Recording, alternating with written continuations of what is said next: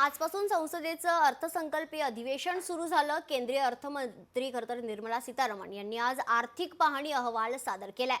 देशाचा अर्थसंकल्प सादर करण्यात येणार आहे उद्या आणि त्याच्याकडे अवघ्या देशाचं लक्ष लागलंय। या अर्थसंकल्पात विदर्भातील अर्थतज्ञ, उद्योजक, शेतकरी, अभ्यासक यांच्या काय अपेक्षा आहे याविषयी त्यांच्याशी आमच्या प्रतिनिधींनी संवाद साधलाय।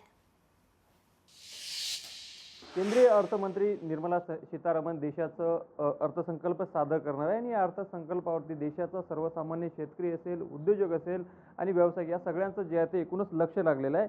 काय अपेक्षा आहे? इनकम टैक्स एक उसकी जेब में हाथ डाल के निकाला जा रहा है। इनडायरेक्ट टैक्स तो दे ही रहे ना, जीएसटी तो दोहरी मार हो रही है। पैसे कमाया तो टैक्स दिया, खर्चा किया तो टैक्स दिया। तो कहीं ना कहीं सरकार ने कॉर्पोरेट टैक्स रहने देना चाहिए, इंडिविजुअल इनकम टैक्स को विड्रॉ करना चाहिए। ये एक बहुत बड़ी हमारी अपेक्षा है। शेतकरी हा डायरेक्टली तुमच्या पोटाचा भागीदार आहे, तर त्या पोटाच्या भागीदाराला जर तुम्ही उपाशी ठेवाल किंवा त्याला जीव द्यायला जर भाग पाडाल तर हे न्यायसंगत नाही।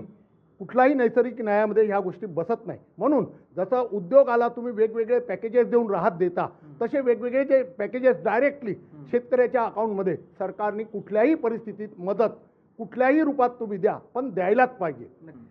जो आगे चल के आगे लड़कियों को पढ़ाना है वो कैसे पढ़ाएंगे? इतनी महंगाई बढ़ रही है, ट्यूशन क्लास इतने महंगे बढ़ रहे हैं, कैसे पढ़ाएंगे? कॉर्पोरेट स्कूल बंद कर दिया है।